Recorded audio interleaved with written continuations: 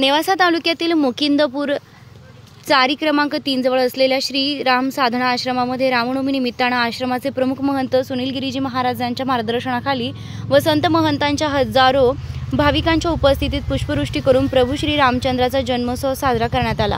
रामनामाच्या जयघोषानं येथील वातावरण राममय बनलं होतं।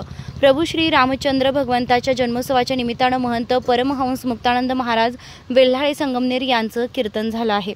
यावेळी झालेल्या श्रीराम जन्मोत्सव सोहळ्याच्या प्रसंगी श्रीराम साधना आश्रमाचे महंत स्वामी सुनील गिरीजी महाराज, महंत परमहंस मुक्तानंद महाराज वेल्हाळे, खंडेश्वरी देवस्थानचे महंत गणेशानंद गिरीजी महाराज, संत ज्ञानेश्वर महाराज देवस्थानचे अध्यक्ष पांडुरंग अभंग आदी यावेळी मोठ्या संख्येने उपस्थित होते।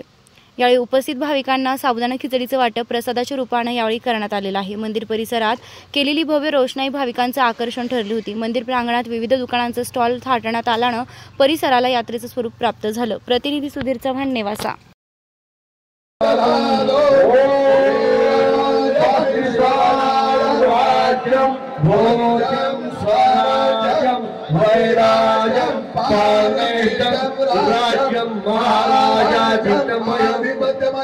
समंत सार्वभौम सर्वाय शांतात्मना पृथ्वी समुद्र पर्यंता एक नायकी